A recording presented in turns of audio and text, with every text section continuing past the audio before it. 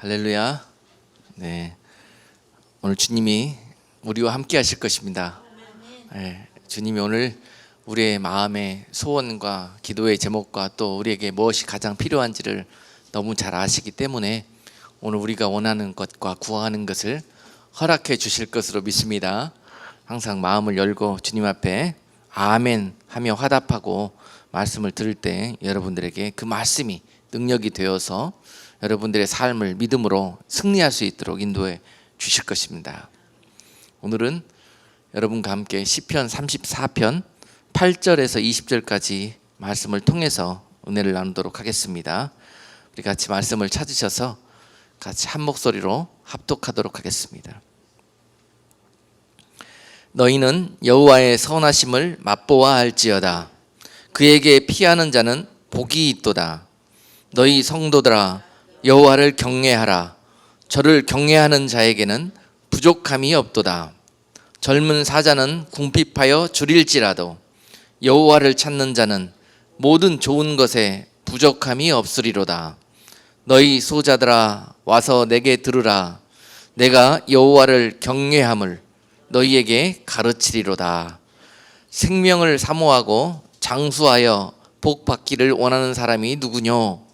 내 혀를 악에서 금하며 내 입술을 괴사한 말에서 금할지어다.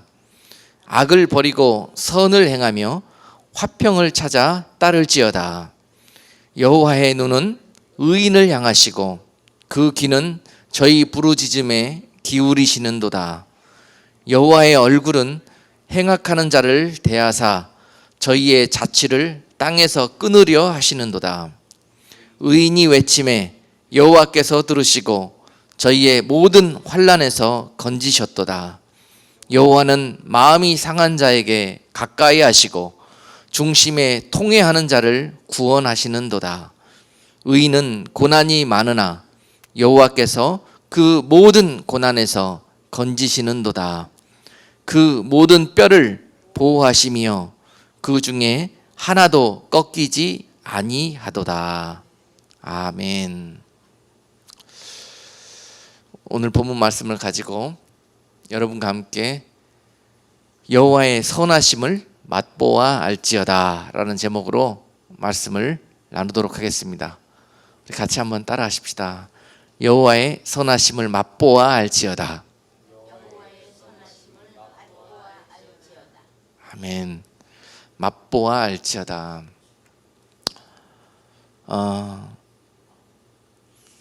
하나님께서 그 백성에게 제발 나를 좀 알아라. 호세아서에서 이렇게 망해가는 그 이스라엘을 놓고 그 간절하고 애타는 말씀으로 그렇게 그 백성에게 말씀하셨어요.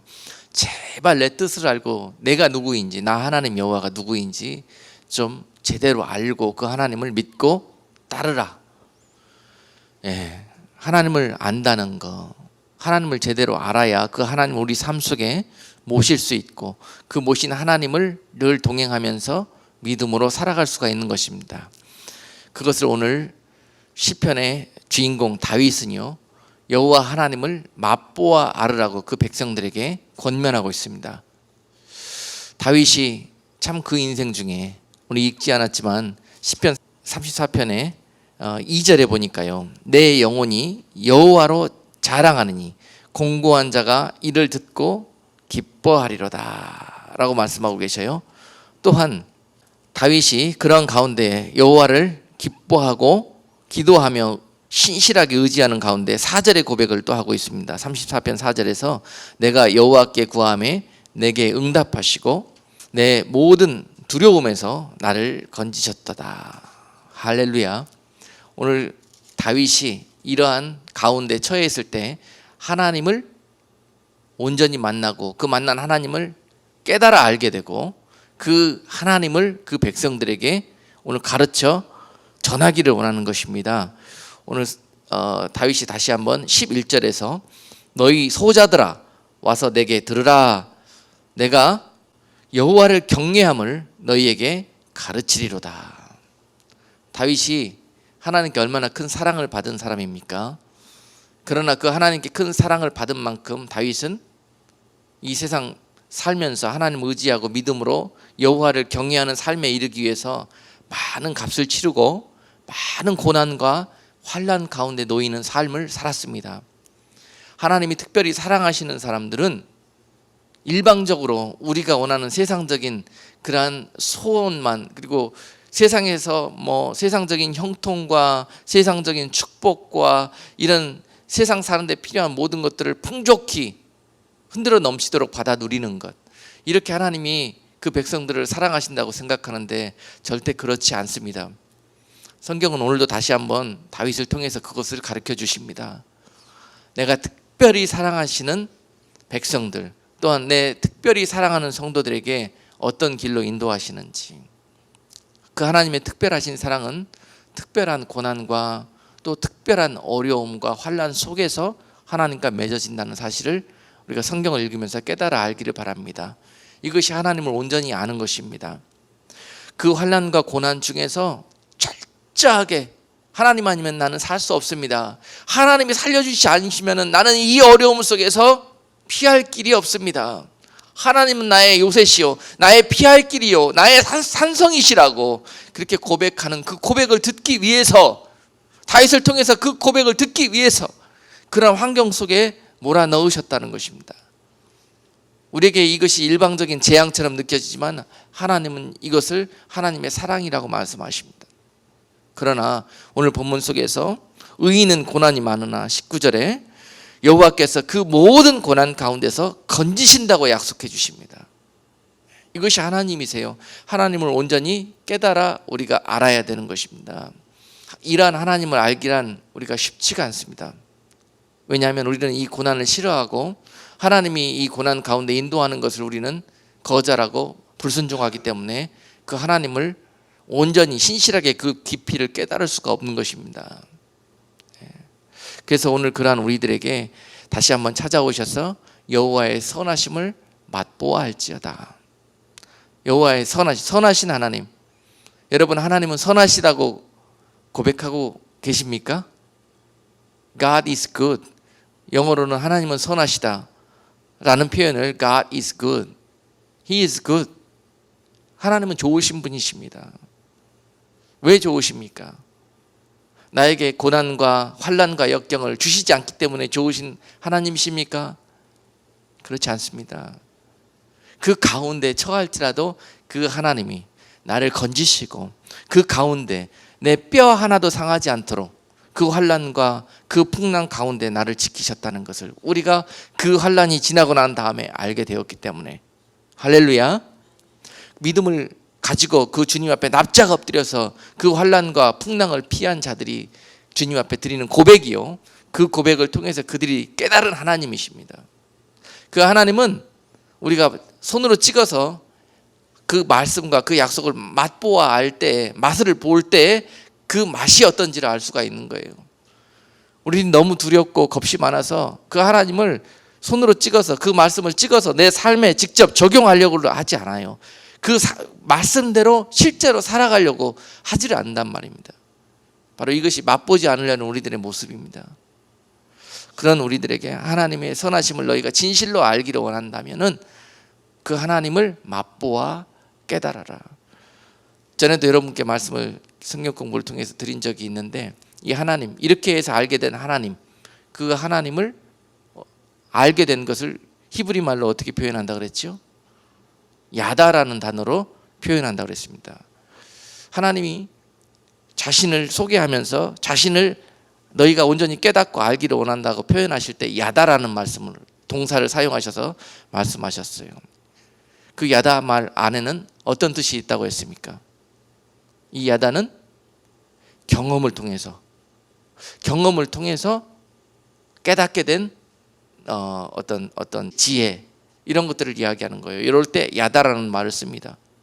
우리가 그냥 지식적으로 이렇게 알게 된 거, 간접적으로 알게 된 거, 이런 것들 말고요, 진짜로 찍어보면서 맛을 보면서 우리가 깨닫게 되고 알게 된 그런 것들을 야다라고 하는데요, 하나님은 나를 알 때 그렇게 알아달라고 부탁을 하는 것이에요.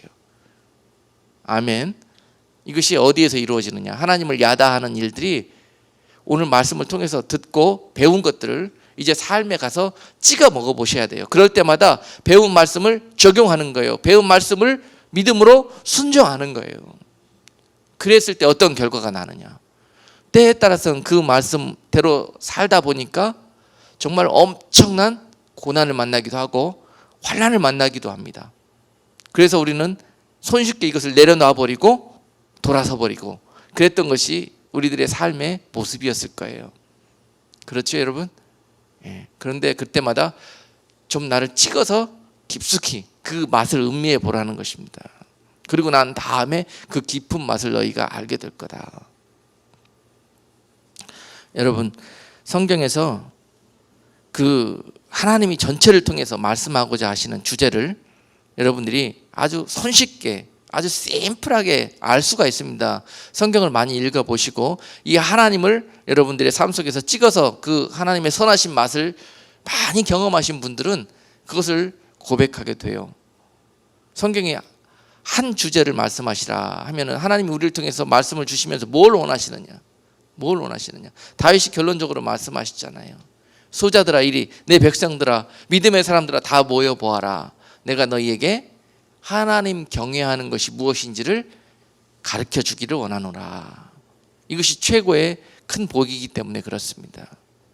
다윗이 큰 환난과 그 풍파 속에서 깨달은 것, 그것은 하나님을 경외하는 사랑에 이르게 되었다는 것입니다. 하나님을 경외하는 사랑. 그런 하나님을 경외하는 사랑에 이르게 된 다윗의 모습, 그것을 하나님은 의롭다고 말씀하시는 거예요.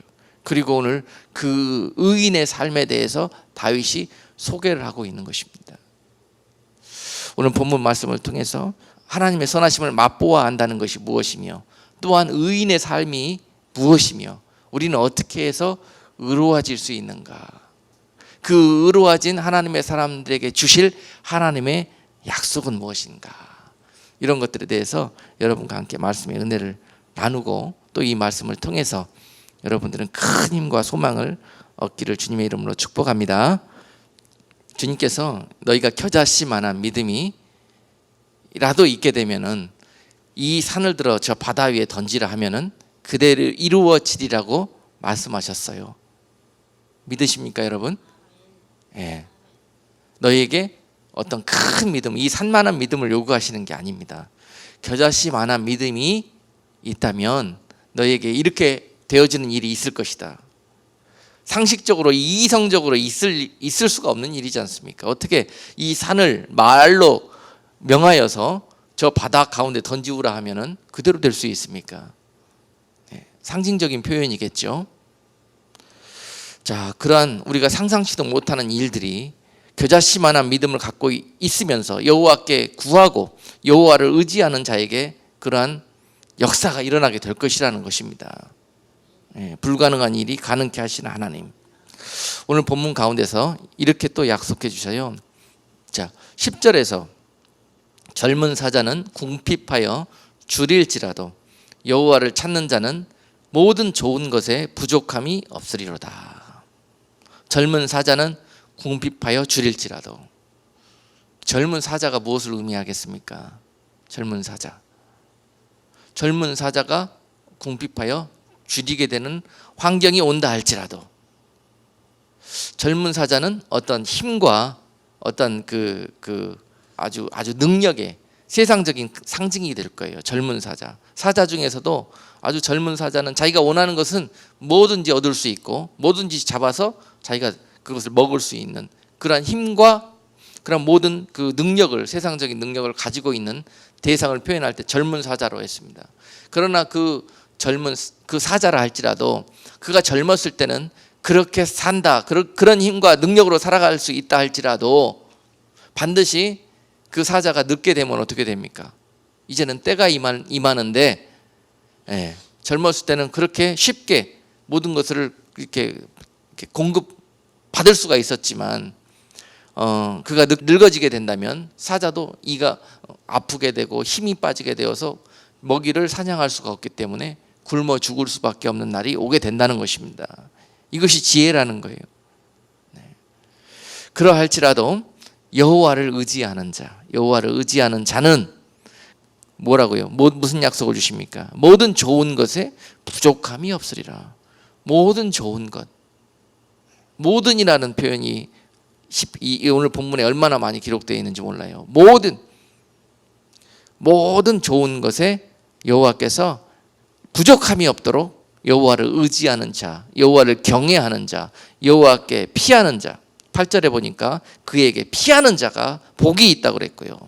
아멘. 네. 그리고 9절에 보니까 저를 경외하는 자에게 그 부족함이 없으리로다 약속을 하고 계시는 것입니다. 그리고 10절에 보니까 그 여호와를 찾는 자, 그들에게 모든 좋은 것에 부족함이 없는 하나님의 축복과 약속을 허락하시겠다는 것입니다. 할렐루야.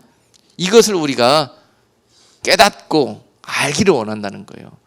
너희가 젊은 사자와 같은 삶을 이 땅에서 살지 말고, 그들은 지금 당장은 부족함이 없고 모든 것을 누리는 것처럼 보이지만 그 하나님과 함께하지 못하고 하나님께 의지하지 못하는 삶은 반드시 그 사자가 늙어져서 죽게 되는 날이 있게 되는 것처럼 너희들 또한 그 육신적인 것들이 마르고 그것들 때문에 너희가 세상의 평안함을 얻을 수 있는 그 한계에 이르게 될 거라는 것입니다. 그러한 어리석은 자들이 되지 말고 너희는 여호와 하나님을 의지하고 여호와 하나님께 피하고, 할렐루야, 그런 자들에게 모든 좋은 것을 예비하시고 그것을 누리게 하시겠다는 약속, 그것을 말씀뿐만이 아니라 다윗이 그 삶을 통해서 하나님을 경험하시고 그 백성들에게, 믿는 자들에게 그 길을 인도하는 것입니다. 오늘도 하나님께서 여러분들을 그 길로 인도하여 축복하여 주시기를 원하는 줄로 믿습니다. 그러나 그 길을 순종하여 따라가는 것은 정말 때로는 많은 시련과 고난과 또 연단의 시간들을 필요로 합니다. 그래서 때로는요, 그 하나님을 사랑하기 때문에, 하나님의 약속의 말씀을 신뢰하기 때문에 그 인도하심에 순종하며 따라가는 자들은 때로는 18절에서 보니까요, 여호와는 마음이 상한 자에게 가까이 하시고 중심에 통회하는 자를 구원하시는도다. 19절에서 의인은 고난이 많으나 여호와께서 그 모든 고난에서 건지시는도다. 자, 그러한 길에 순종하며 나아가는 자들은 때로는 마음이 심히 상하게 되고요, 때로는 그 중심에 아주 너무 힘들어서 아주 그냥 주님 앞에 부르짖는 그런 시간들이 그냥 너무너무 한두 번이 아니라는 것입니다. 그 길을 걸어가는 것이란 얼마나 그 마음과 그 삶 속에서 두려움과 이 간 떨리는 일들이 한두 번이 아니라는 거예요. 그런 속에서 때로는 믿음이 부족한지라 또 그러한 하나님이 이해가 되지 않고 인정할 수가 없어서 눈물을 흘리면서 마음이 상할 대로 상해져서 주님 앞에 신세한탄하기도 하고 푸념을 늘어놓기도 하고 때로는 원망 불평 늘어놓을 때 있습니다. 그것이 우리들의 모습이라는 것입니다. 그런 가운데 너희가 겨자씨만한 그 믿음과 신뢰를 나를 향해서 갖고만 있다면 내가 너희에게 세상에서 있을 수 없는 일들을 있게 만드시겠다는 거예요. 아무리 그 환난과 그 고난이 너희들에게 크게 마치 그것으로 인해 죽을 것 같이 너희가 느껴지지만, 그렇게 두려워할지라도 내가 그 일 가운데 너희가 잠시 그것으로 인해서 상처를 당하고 잠깐의 피 흘리는 일들은 있겠으나, 그러나 그 속에 있는 뼈는 하나도 상하지 않도록, 그 세밀한 그 몇만 개가 있다는 그 우리들 속에 있는 그 세밀한 뼈 하나까지도 절대 다치고 상하지 않도록 그 근간을 지켜주시겠다는 것입니다. 할렐루야. 하나님께서 그 사랑하시는 자들에게 이렇게 무덤 속 같고 동굴 속 같고 감옥 속 같은 그러한 환경 속에 집어넣어 버리시고요, 이렇게 육적이고 정력적이고 죄 많은 우리들의 육신의 삶을 썩어지게 만든다는 것입니다. 없어지고 썩어지고 다 없고 이 안에 있는 마른 뼈만 남게 되었을 때, 에스겔서 37장 말씀처럼 우리 안에 있는 이런 마른 뼈만 남게 되었을 때, 이렇게 되었을 때 그렇게 되었을 때 그 마른 뼈는 예수 그리스도를 상징할 수 있습니다. 하나님의 약속의 말씀을 의미한다고 볼 수 있는 거예요. 우리와 맺은 그 하나님의 언약, 이것을 끝까지 지키고 있는 자들에게 새 살과 새 힘줄과 새 가죽을 입히시고, 할렐루야, 새로운 피조물로 우리를 거듭나게 하시고, 그리고 난 다음에 우리를 의롭다 해주시는 거예요. 그리고 난 다음에 거기에 성령을 부어주셔서, 생기를 부어주셔서 그가 의로운 하나님의 병기로 다시 일어설 수 있도록, 그리스도의 군대로 다시 일어설 수 있도록 하나님께서 그 길로 우리를 인도하신다는 것입니다. 인도하실 때는 먼저 그냥 쉽게 그 일을 하실 수도 있지만은 쉽게 받은 것은 우리가 쉽게 놓아버려요. 인정하지도 않습니다. 그래서 그런 정력적이고 불신앙적이고 우리가 세상 속에 죄로 얼룩진 그 모든 것이 썩어져야만 의로워질 수 있는 것입니다. 우리의 옛 모습과 옛 습관과 우리 죄의 옷을 다 벗어냈을 때, 그렇게 된 후에 의로워질 수가 있는 것이에요. 그 의로워지는 길로 인도하시기 위해서 먼저 하시는 일이, 썩어지게 하기 위해서 이렇게 답답한 가운데, 다윗도 그 어느 누구도, 모세도, 성경에서 믿음의 사람 어느 한 사람도 예외 없이 이 길을 걸어갔습니다.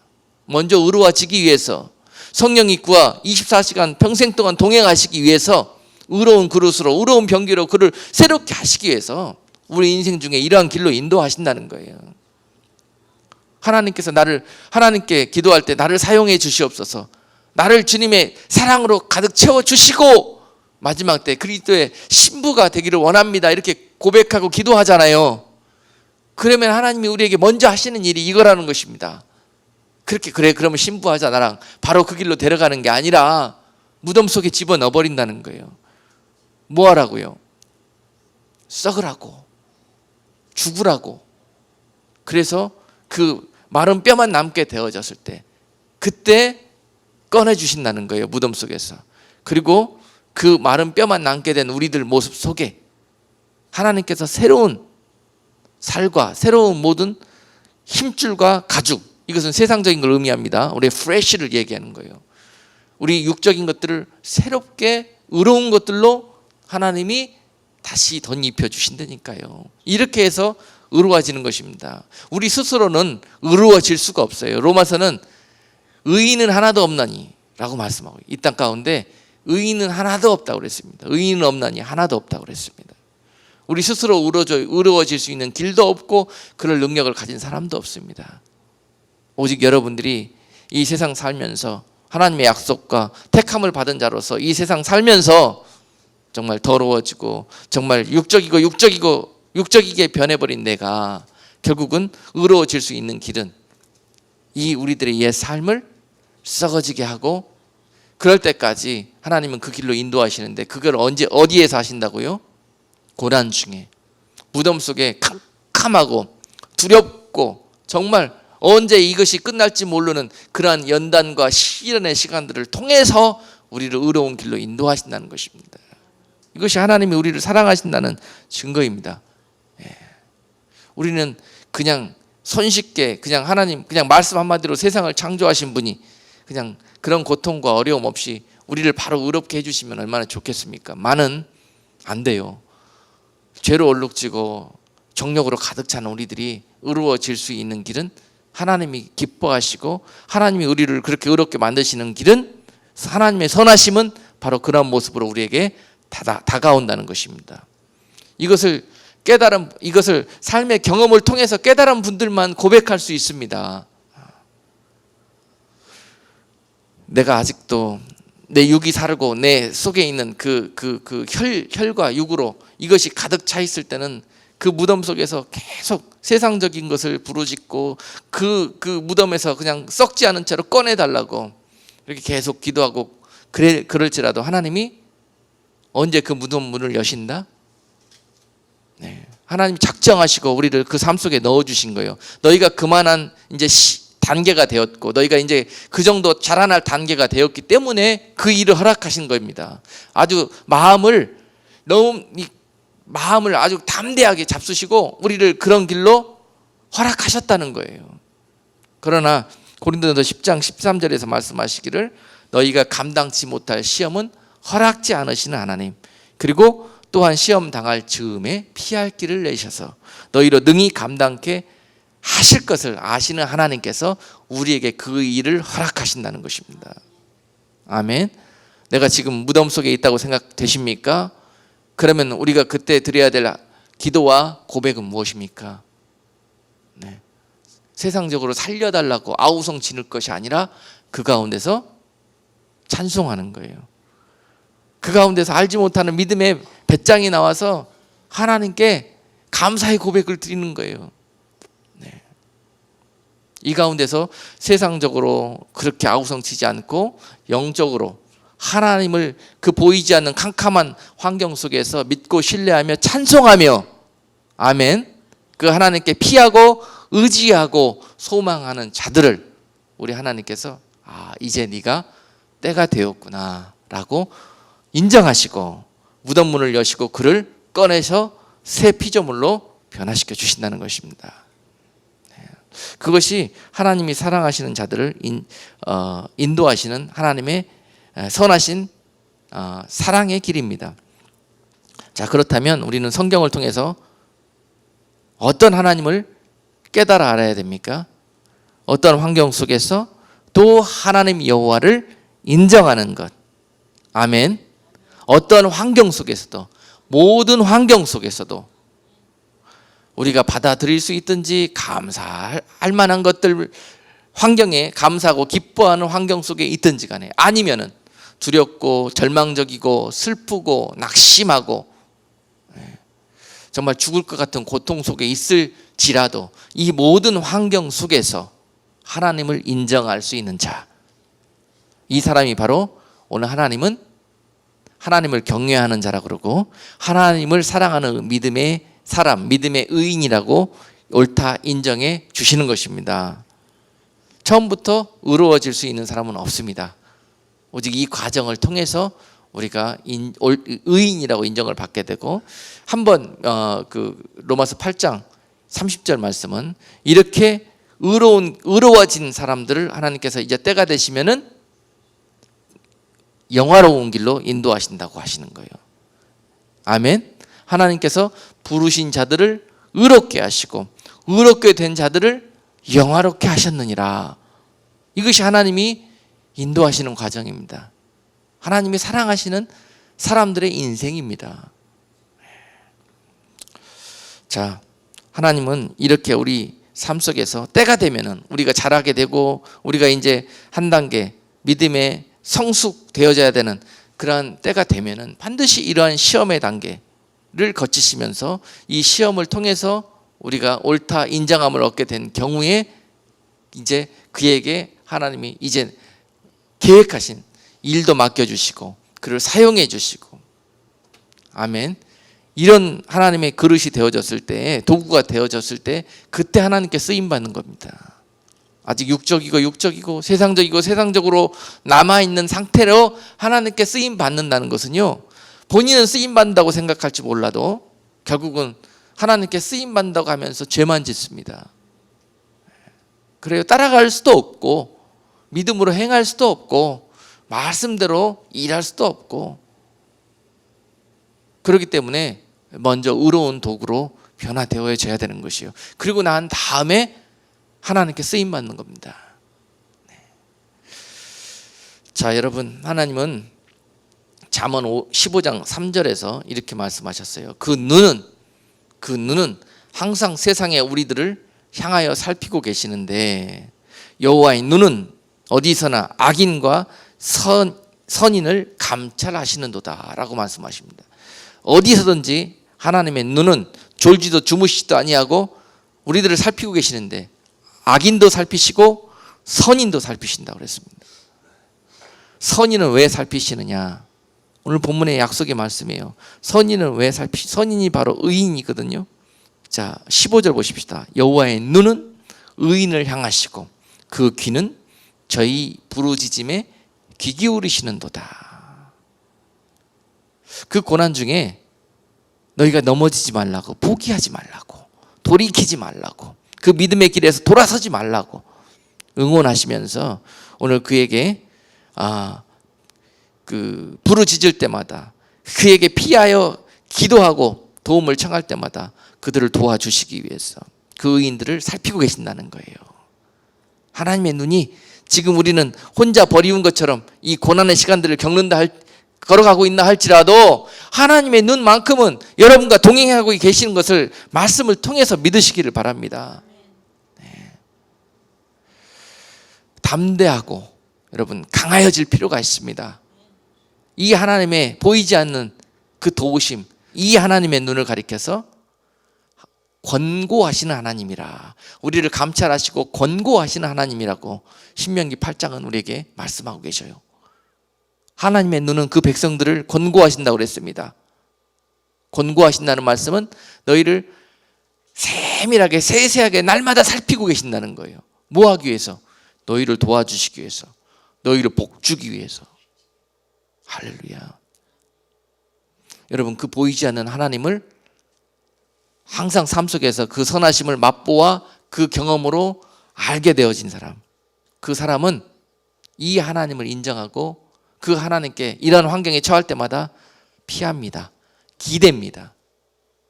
이것이 바로 믿음이라고 그랬죠.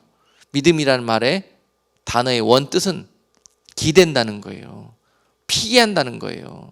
믿음의 대상이 되는 곳에, 이것이 자기가 믿는 대상이라는 것입니다. 여러분, 어렵고 힘들 때마다 예수 그리스도께 피하십니까?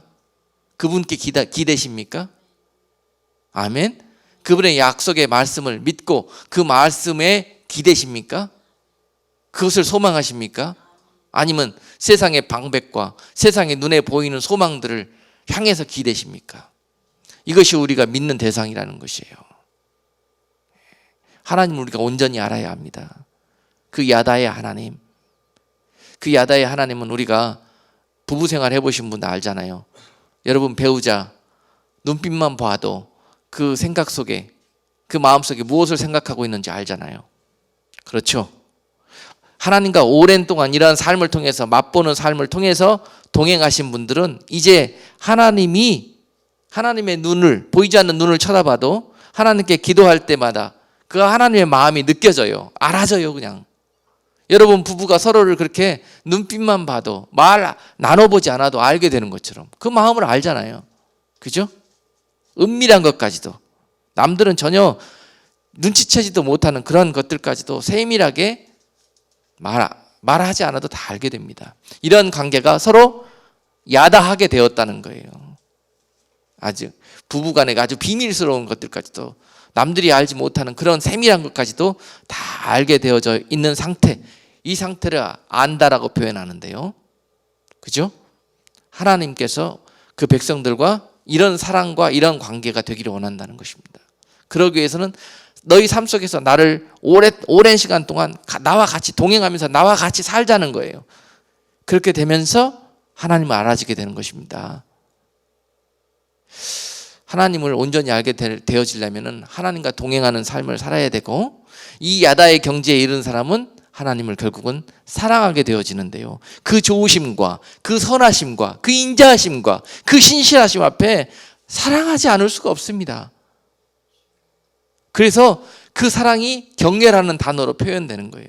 그 경외라는 단어 속에는 어떤 것이 또 숨어져 있냐면은, 내가 너무너무 사랑하기 때문에 이 사랑이 혹시라도 나의 잘못으로 인해서 망가지고 깨어져 버릴까 봐, 내 사랑이 나로 인해서 실망하실까 봐, 그것을 두려워해서 모든 말과 모든 내 삶까지도 절제하고 삼가하고 두려워하는 그런 상태가 되어진 사람이 여호와를 경외하는 사람이 되는 겁니다.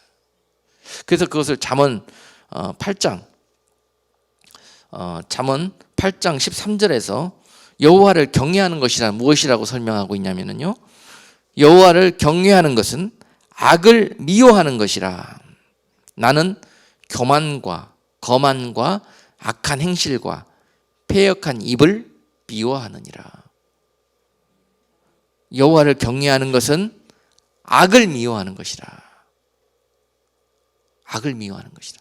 내가 하나님과 맺은 이 사랑 가운데 혹시나 이 사랑이 깨어져 버릴까 봐, 깨어지는 경우는 어떤 경우입니까? 내가 죄를 짓는 거, 내가 악한 것을 하는 것입니다.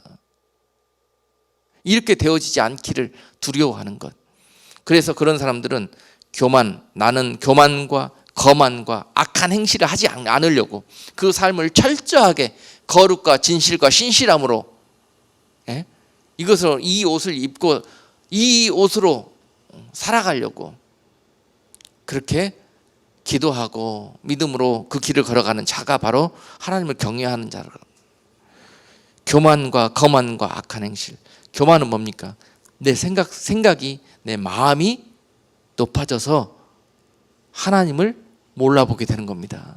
내가 하나님 되는 거예요. 이게 바로 교만입니다. 그리고 거만은 뭡니까? 내 마음이 그렇게 높아짐으로 말미암아서 거만은 내 육신이, 내 행실이 높아지는 거예요. 내 마음이 교만케 되어지면은 이것으로 끝나는 것이 아니라 마귀가 이것을 통해서 죄의 바이러스로 우리에게 그 교만을 심어주고요. 그 교만의 결국은 열매가 어떻게 나타나냐면은 거만으로 나타납니다. 삶 속에서 얼마나 거만한지 몰라요. 말도 거만하게 되고 행동도 거만하게 되고, 그래서 결국은 그 거만한 것은 뭘 낳냐면은 악한 행실을 낳게 된다는 것입니다. 그리고 그 악한 행실의 구체적인 예 하나가 패역한 입이라고 이야기합니다. 패역한 입.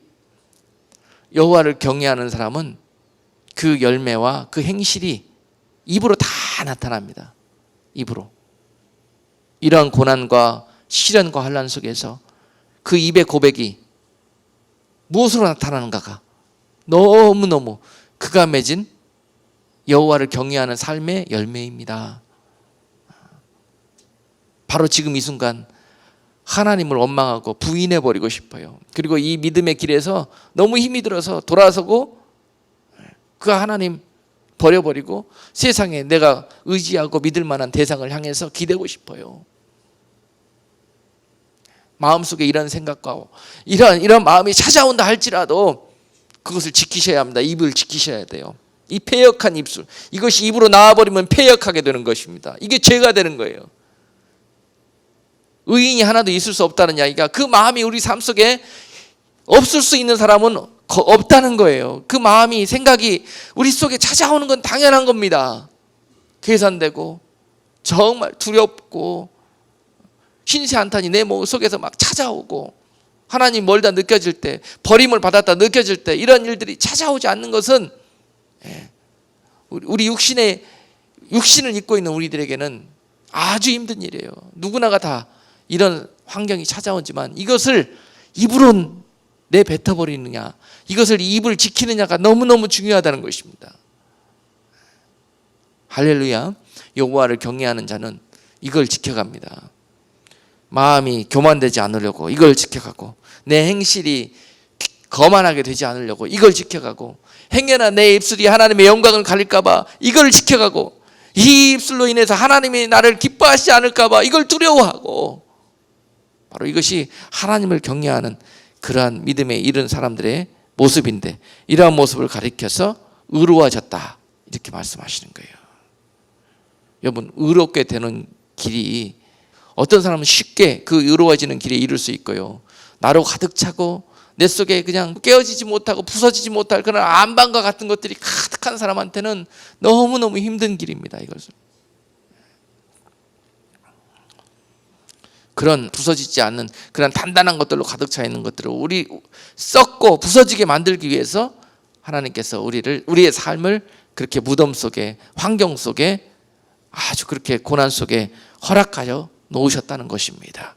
그러면서 빨리 부서져라, 빨리 썩어져라, 내가 너를 일으켜 세우리라, 내가 너를 의로운 하나님의 의인으로 너를 축복하여서 이 땅 가운데 나의 빛을 나타내리라, 이와 같은 말씀을 주시고 계시는 것입니다. 여러분, 의인이 받을 축복을 오늘 말씀을 마무리하면서 한번 우리가 오늘 본문 속에서 찾아보기를 원해요.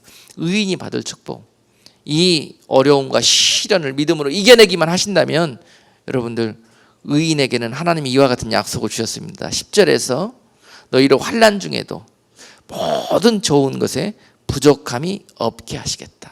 믿으시기를 바랍니다. 너희가 모든 이러한 의로워지는 길을 걸어가면서 당하게 되는 모든 고난과 환난을 만날지라도 반드시 너에게 모든이란 단어가 있어요. 모든 좋은 것을 너희에게 허락해 주겠다. 부족한 것이 없으리로다. 그리고 또한 15절 보니까요, 어떤 약속을 주셨냐면은, 여러분 이 약속과 소망 보면서 따라가는 겁니다. 인도하심에 순종하며 나아가는 겁니다. 15절 보니까 여호와의 눈이 의인을 향하시고 그 귀는 저희 부르짖음에 기울이시는도다. 여러분 이런 환경을 맞을 때 여호와 하나님을 부르짖으세요. 이것이 특권입니다. 약속이에요. 주어진 여러분들에 향한 특권이고 약속입니다. 그럴 때마다 참을 수 없느냐, 힘이 드느냐, 더 이상 한 발짝도 가지 못하겠느냐, 그때 부르짖으라는 것입니다. 내가 너희를 지키겠다는 것입니다. 너희에게 모든 좋은 것을 그때 주시겠다는 것입니다. 이럴 때 찍어서 맛을 보는 거예요. 하나님 과연 내 기도를 들으시는지 안 들으시는지 맛을 보는 거예요. 즉시 응답하셔서 내가 선하시고 좋으신 여호와 하나님이라는 걸, 너를 사랑하시고 너를 인정하시며 너와 함께 하심을 나타내실 것입니다. 한번 믿음의 길을 걸어가면서 하나님을 그때마다 맛보세요. 찍어서 여러분 삶 속에서 모시세요. 적용하세요. 그 말씀을, 그 소망을 오늘 믿으셔야 합니다. 그런 자들이 그것을 믿음으로 순종하며 따라갈 수가 있어요. 15절에서 너희 부르짖음에 내가 항상 모든 일에 귀를 기울여 주시겠다, 들어주시겠다는 것입니다. 그리고 또한 17절에 보니까 의인이 이렇게 부르짖고 외칠 때 여호와께서 들으신다는 하시겠다는 것입니다. 너희의 모든 환난에서 건지시겠다. 하나님께서 사랑하시는 자를 환난당하게 놓아두시는 것, 여러분 그것이 하나님의 뜻이 아니라고 여러분 생각하지만은요, 하나님의 뜻입니다. 성경에서 그렇게 말씀하고 계셔요. 내가 왜 이런 일들을 겪을까? 내가 이렇게 하나님을 사랑하고 이렇게 하나님께 순종하고 충성하기를 원하는데, 하나님을 인하여 살기를 내가 너무너무 이렇게 마음에 소망하고 갈망하는데 왜 하나님이 나한테 이런 일들을 당하게 하실까? 이런 일들을 겪게 하실까? 믿음의 길을 걸어가는 것, 여러분 세상 사람들한테 좋은 소리만 듣고 사는 사람 아무도 없습니다.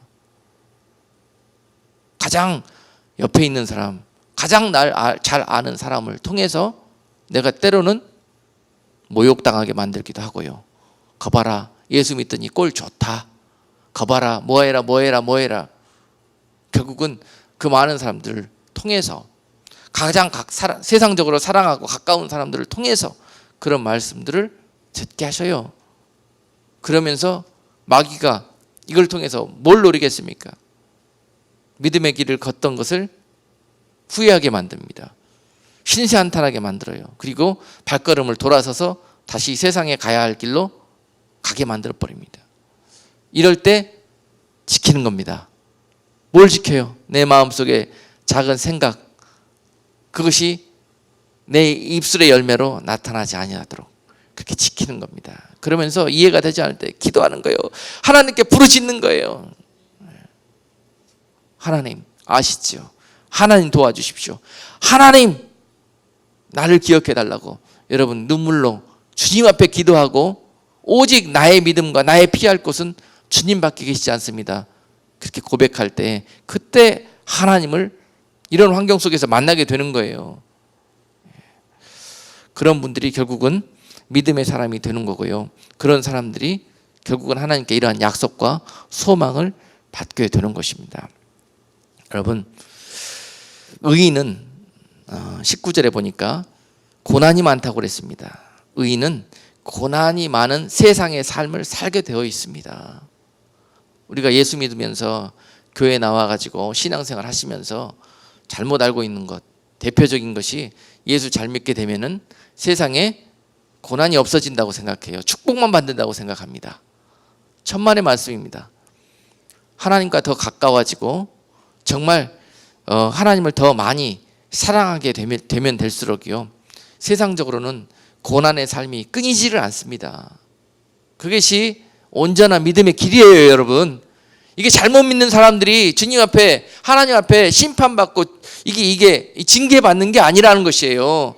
그를 더 의롭고 그에게 영원한 면류관을 주시기 위해서 그 영광의 자리로 그를 초청하고 있다는 증거입니다. 아멘. 그가 그 받을 자격이 있기 때문에 그렇습니다. 그를 특별히 사랑하시기 때문에 그 길로 인도하시는 거예요. 이때 돌아서면 안 되고, 이때 후회하면 안 되고, 이때 하나님을 원망하면 안 되고, 이때 신세한탄하면 안 되는 것이에요, 여러분. 그래서 우리가 의인이 되는 길은 이 시간들을 참아내고 이겨내는 것입니다. 이때 바로 겨자씨만한 믿음이 필요한 거예요. 많은 믿음이 필요하지 않은, 그 겨자씨만한 믿음은 그때 그 순간 입술과 마음의 생각을 지켜내는 것이에요. 아멘. 하나님, 이걸 네가 나를 사랑한다는 증거로 옳다 인정함을 얻는 그 시험 받을 때 합격받는 그 포인트가 될 것입니다. 이렇게 가면서 다윗이 하나님을 만나고 하나님을 경외하는 그러한 사랑에 이르러서 다윗이 하나님께 얼마나 큰 축복과 능력을 받게 되었습니까? 오늘 저와 여러분께 이러한 다윗이 받았던 축복과 영광의 길로 인도하시기 위해서 오늘 이 길을 걷게 하시는 줄로 믿습니다. 절대 포기하지 마시고 오히려 이러한 가운데 하나님께 찬송하시고 하나님께 기뻐하시고 하나님께 감사하고 이 길을 걸어가실 때 여러분들이 알지도 모르는 크고도 비밀하신 하나님을 여러분 삶 속에서 깨달아 알게 되실 것입니다. 기도하겠습니다. 하나님, 오늘 다윗이 아버지께 고백했듯이 많은 원수 가운데, 많은 고난 가운데, 많은 전쟁터에서 생명을 잃어버릴 것 같은 두려움 속에서 하나님을 신실하게 만나게 되었고 오늘 그 하나님을 경외하는 사랑에 이르게 되었음을 고백하고 있습니다. 우리 또한 하나님이 특별히 사랑하셔서 다윗에게 주실 영광을 받게 하시기 위해서 그 길로 인도하셨사오니 때로는 정말 많은 고난과 시련과 어려움 속에서 두려움 속에서 그 믿음의 길을 걷게 하셨으나 오늘 이러한 고백에 이룰 수 있는 성도들이 다 될 수 있도록 주님 정말 그 사랑의 눈동자로 그 얼굴로 항상 그들을 지키시고 바라보시고 그들의 부르짖음에 응답하시며 하나님 그 의로운 길에서 돌아서지 아니하도록 사랑하는 성도들을 지켜주시고 축복해 주시고 그 약속하신 말씀으로 날마다 새롭게 인도하여 주시옵소서. 예수 그리스도 이름으로 축복하고 감사하며 기도드리옵나이다. 아멘.